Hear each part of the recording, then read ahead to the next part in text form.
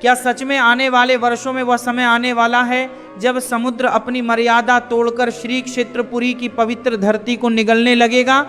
क्या वास्तव में वह दिन आएगा जब जगन्नाथ मंदिर की 22वीं पहाचा तक खारा पानी पहुंच जाएगा और लोग असहाय होकर केवल आकाश की ओर देखते रह जाएंगे?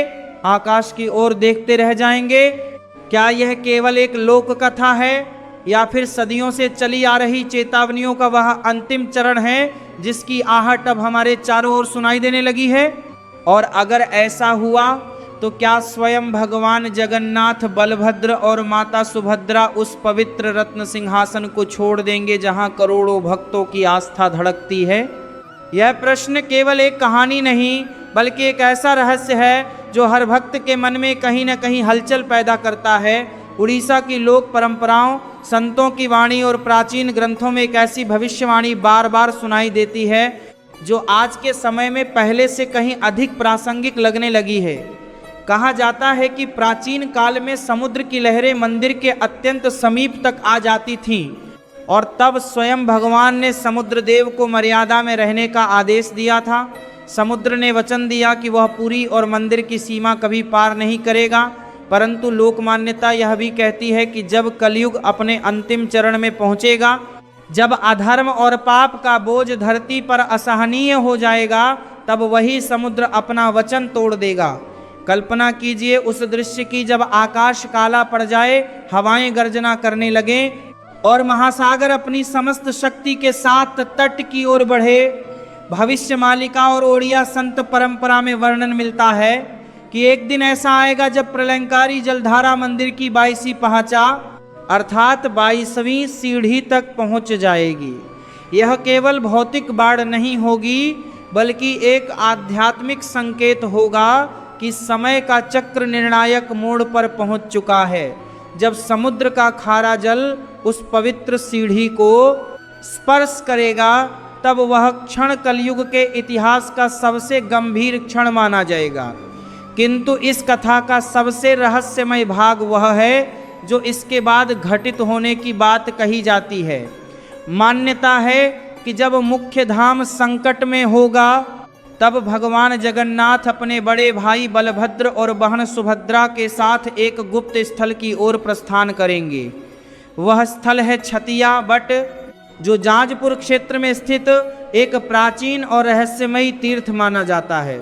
लोक कथाओं के अनुसार वहां एक प्राचीन बरगद के वृक्ष के नीचे संतों ने तपस्या की थी और भविष्य के भयानक परिवर्तनों का साक्षात्कार किया था।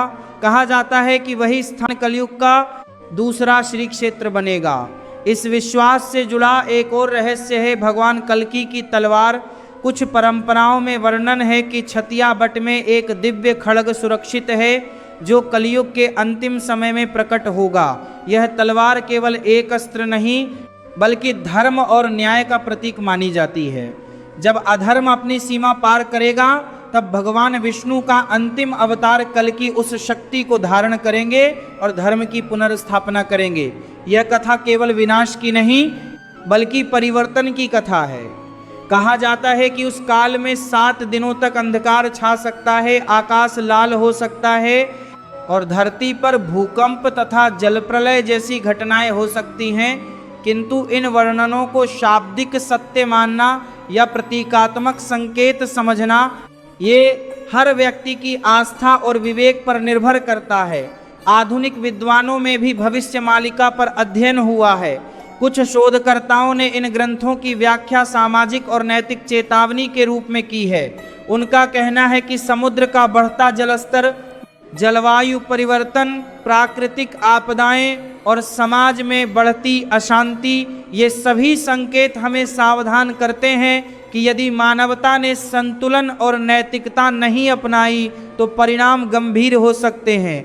विज्ञान आज यह स्वीकार करता है कि समुद्र का स्तर बढ़ रहा है, तटीय क्षेत्रों पर खतरा बढ़ रहा है और पर्यावरणीय असंतुलन वास्तविक है।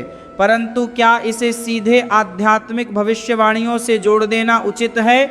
यह विचारणीय है। संभव है कि प्राचीन संतों ने प्रतीकात्मक भाषा में यह संदेश दिया हो कि जब समाज में अधर्म बढ़ेगा, जब करुणा और दया समाप्त होंगी, तब प्रकृति भी अपना संतुलन खो देगी। इस दृष्टि से समुद्र का मर्यादा तोड़ना केवल जल का बढ़ना नहीं बल्कि मानव अहंकार के विरुद्ध प्रकृति की चेतावनी हो सकता है। कथा में वर्णित कल की अवतार का संदेश भी केवल शारीरिक विनाश नहीं बल्कि आंतरिक परिवर्तन का आह्वान हो सकता है। जब मनुष्य अपने भीतर के अधर्म, लोभ, क्रोध और अहंकार का अंत करेगा तभी सच्चे अर्थों में नया युग प्रारंभ होगा। इसलिए इन कथाओं को केवल भय के रूप में नहीं बल्कि आत्मचिंतन के रूप में भी देखा जा सकता है। आज जब हम चारों ओर प्राकृतिक आपदाएं, सामाजिक संघर्ष और नैतिक संकट देखते हैं तो यह आवश्यक है कि हम भय में डूबने के बजाय जागरूक बने। यदि समुद्र का जलस्तर बढ़ रहा है तो पर्यावरण संरक्षण हमारा कर्तव्य है।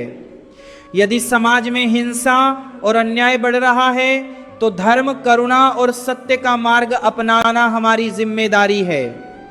प्राचीन ग्रंथों की भविष्यवाणियां हमें डराने के लिए नहीं बल्कि सावधान करने के लिए हो सकती हैं। जगन्नाथ का अर्थ ही है जगत का नाथ, वह शक्ति जो संपूर्ण सृष्टि की धुरी है। यदि वह धुरी डगमगाती प्रतीत होती है तो संभव है कि हमें अपने कर्मों की दिशा बदलने की आवश्यकता है। इसलिए प्रश्न यह नहीं कि मंदिर डूबेगा या नहीं बल्कि यह कि क्या हम अपने भीतर के अधर्म को डुबो पाएंगे, क्या हम अपने जीवन को इस प्रकार शुद्ध कर पाएंगे कि किसी भी संकट का सामना धैर्य और श्रद्धा से कर सकें। लोक कथाएं कहती हैं कि अंत के बाद आद ही आरंभ होता है।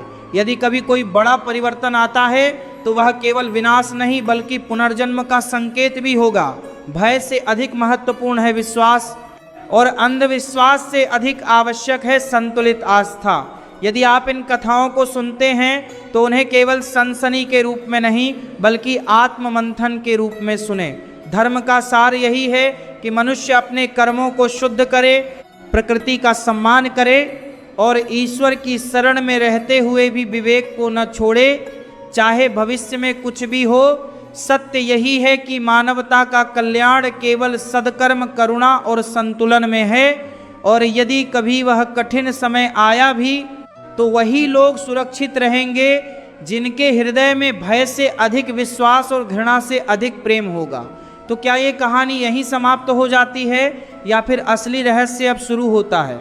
जब हम इन भविष्यवाणियों, लोक कथाओं और आध्यात्मिक संकेतों को एक साथ जोड़कर देखते हैं तो एक बात स्पष्ट होती है कि यह केवल किसी एक मंदिर, किसी एक शहर या किसी एक कालखंड की बात नहीं है।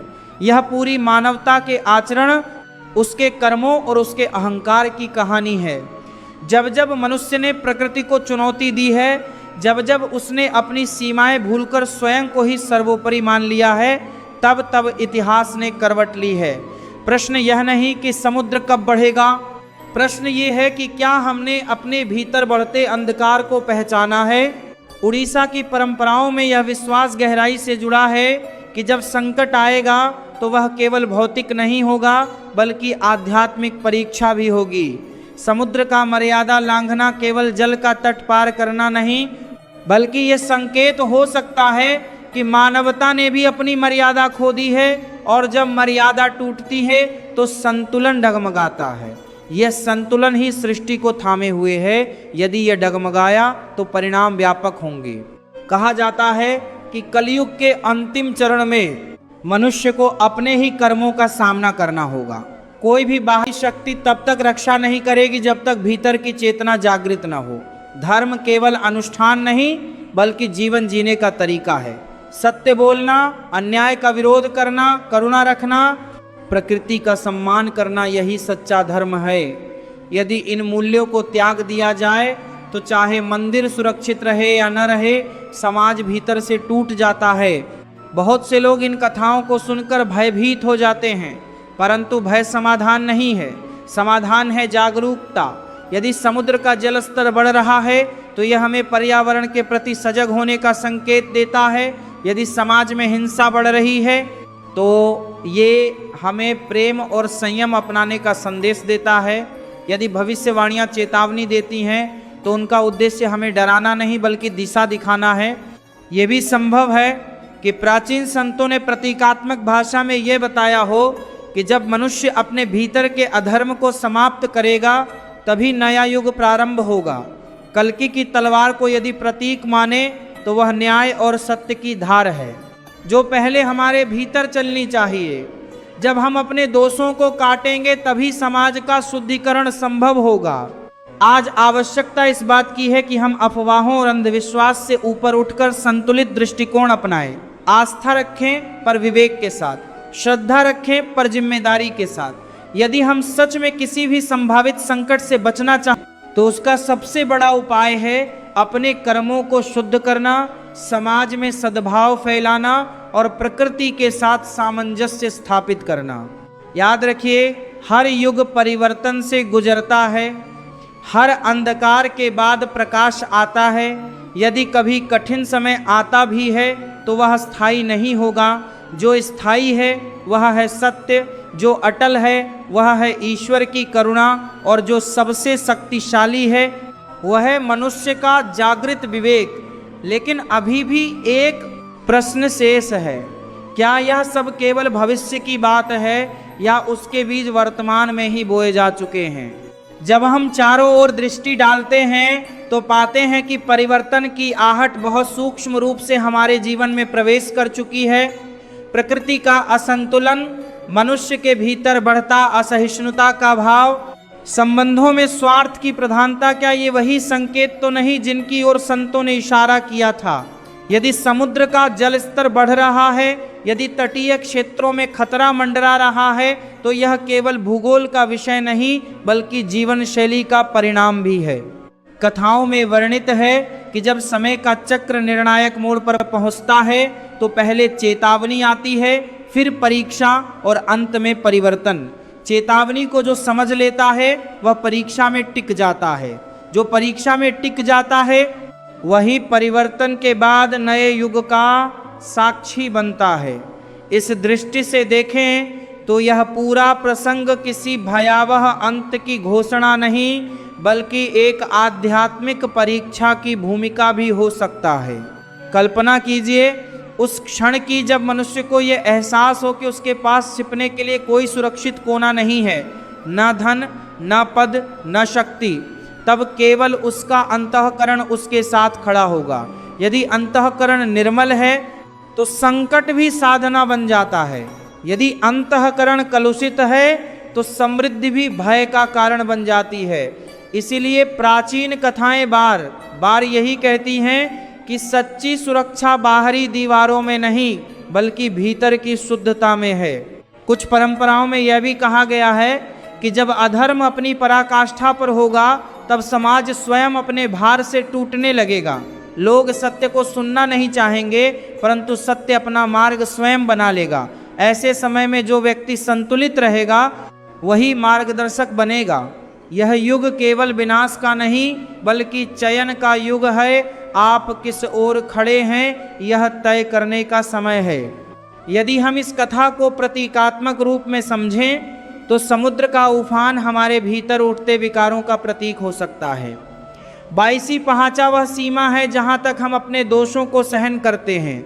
जब वे उस सीमा को पार कर जाते हैं तब जीवन में उथल पुथल शुरू होती है, और जब हम अपने भीतर के दोषों को पहचान कर उन्हें रोक लेते हैं तभी संतुलन लौटता है। इस प्रकार ये भी स्मरण रखना चाहिए कि हर भविष्यवाणी शत प्रतिशत शाब्दिक सत्य हो यह आवश्यक नहीं। अनेक बार संतों ने समाज को दिशा देने के लिए प्रभावशाली भाषा और प्रतीकों का प्रयोग किया। यदि उन्होंने कहा कि 7 दिनों तक अंधकार छाएगा तो उसका अर्थ यह भी हो सकता है कि मनुष्य विवेकहीनता के ऐसे दौर में प्रवेश करेगा जहां सत्य दिखाई नहीं देगा। यदि उन्होंने कहा कि आसमान लाल होगा तो वह क्रोध और हिंसा के बढ़ते वातावरण का संकेत भी हो सकता है। आज जब दुनिया तकनीक और विज्ञान में आगे बढ़ रही है तब भी मानसिक अशांति, अवसाद और असुरक्षा की भावना क्यों बढ़ रही है? शायद इसलिए कि बाहरी प्रगति के साथ आंतरिक विकास संतुलित नहीं रहा। यही असंतुलन भविष्य की चुनौतियों को जन्म देता है। यदि हम सच में किसी भी संभावित संकट को टालना चाहते हैं तो उसका मार्ग बाहरी भय फैलाने में नहीं बल्कि आंतरिक परिवर्तन में है। तो आज का यह संदेश भय का नहीं जागरण का है। यदि हम चाहते हैं कि आने वाला समय शांत और मंगलमय हो तो हमें अभी से अपने भीतर के कलयुग को समाप्त करना होगा। अपने परिवार में प्रेम बढ़ाइए, समाज में सद्भाव फैलाइए और अपने जीवन में सत्य को स्थान दीजिए। यही सच्ची तैयारी है, यही सच्ची सुरक्षा है। अगर आपको लगता है कि ऐसी कथाएं हमें सोचने पर मजबूर करती हैं, अगर आप भी मानते हैं कि धर्म का मार्ग ही सच्चा मार्ग है, तो कमेंट में जय जगन्नाथ लिखकर अपनी आस्था प्रकट कीजिए। वीडियो को लाइक कीजिए, अपने मित्रों और परिवार के साथ शेयर कीजिए ताकि यह संदेश अधिक से अधिक लोगों तक पहुंचे। आप देख रहे थे आपका अपना चैनल धर्म की पुकार। ऐसे ही सनातन धर्म, पुराणों के रहस्य और आध्यात्मिक जागरण से जुड़ी कथाओं के लिए हमारे साथ जुड़े रहिए।